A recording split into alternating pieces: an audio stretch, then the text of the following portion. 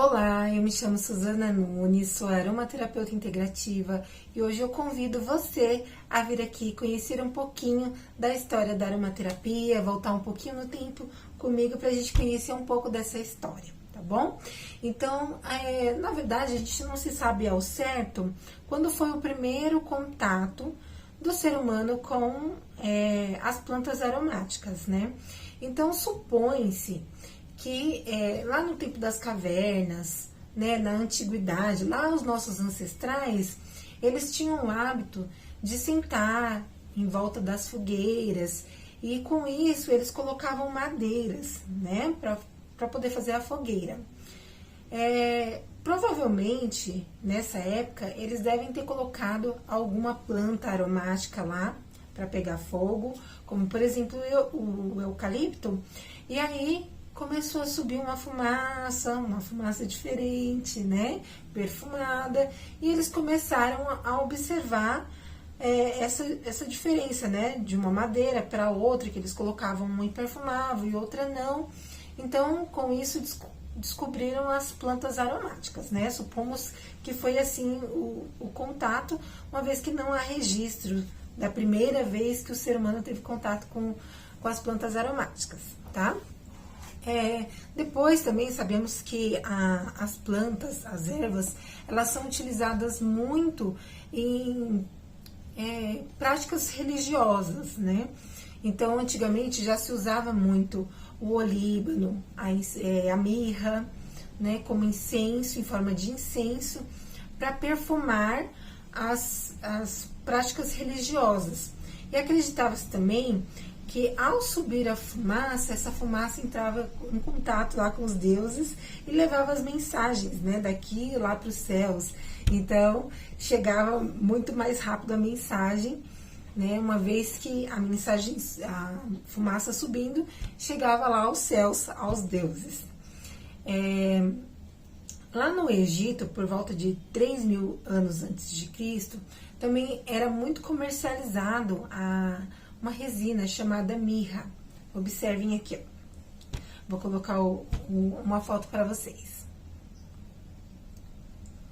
A mirra, ela é utilizada, ela é tirada, feita um corte, né, na árvore, e aí sai esse líquido que depois se transforma em resina, tá? E aí era muito valioso isso lá no tempo do Egito, gente. Era muito valioso, então eles utilizavam essa resina como troca mesmo no comércio, sabe? Porque ela tinha ela era mais valiosa do que os próprios metais, sabe? Os metais preciosos. Saindo um pouquinho lá do Egito agora, indo para a Grécia. Na Grécia também, as plantas aromáticas tinham um papel muito importante. Lá nós tínhamos o Hipócrates, que ele tinha uma frase, uma afirmativa muito legal, né? Ele falava que o caminho para a saúde é tomar um banho aromático e receber uma massagem diariamente. Então, ele era um homem sábio, né? Vamos dizer. Lá também tem uma outra curiosidade, na Grécia, que os soldados utilizavam um unguento de mirra, que era um óleo aromatizado com mirra, que eles levavam para a guerra, para quando eles se feriam, passar esse óleo e utilizar como remédio mesmo na cicatrização de ferida. Então, nós saímos lá dos nossos antepassados, né? Passamos pelo Egito, pela Grécia, isso tudo foi antes de Cristo, e chegando agora no nascimento do menino Jesus, sabemos que ele recebeu de presente ouro e também recebeu o incenso e a mirra. O incenso aqui conhecido no Brasil com o nome de olíbano. Só na Bíblia temos mais de 600 citações de plantas aromáticas. Só do incenso, que era o olíbano, temos 68 citações. Então, nesse livro aí, que é muito conhecido, né, muito especial, nós temos diversas citações de plantas aromáticas. Vamos pensar, né, que Menino Jesus foi muito importante, né, na nossa história, e ao nascer ele já tinha um propósito muito importante, né? Imagina receber incenso e mirra como presente. Eu acho que os 3 reis magos já sabiam que ele ia ser um personagem importante aqui, né, na nossa Terra, no nosso planeta. E aí acreditava-se também que o incenso, né, levava a fumaça e chegava mais rapidamente a Deus as mensagens através dessa fumaça que subia. Então era um simbolismo de fé. Seguindo com a história, chegamos no ano de 980 depois de Cristo. E aí temos um personagem muito importante chamado Avicena, lá na Pérsia. Por que Avicena ele foi tão importante assim? Ele era um médico, filósofo, matemático, ele era de tudo um pouco. Ele escreveu mais de 240 livros, sendo que 50 desses era sobre medicina. Então, ele era considerado o pai da medicina, foi muito importante na história. E foi a partir dele que foi encontrado a forma de destilação, né? Ele meio que aprimorou lá a destilação de óleos essenciais, porque até então nós só tínhamos óleos aromáticos, né? Por exemplo, lá na Grécia eles utilizavam óleos fixos, vamos dizer assim, um óleo de oliva, aí eles colocavam as pétalas de flores e dali eles conseguiam então um óleo aromático. Então, a Avicena, ele foi aprimorando essa técnica e trouxe algo muito parecido com o que a gente tem hoje, né? Então, ele conseguiu fazer com que tivesse a destilação dessas plantas aromáticas e então teve o óleo essencial, né, propriamente dito, nesta época já com a Avicena. Um outro episódio muito marcante em qual as ervas aromáticas tiveram um papel muito importante foi durante a Peste Negra, né? Ocorreu 1300 anos depois de Cristo e foi uma peste que matou mais de 25 milhões de pessoas.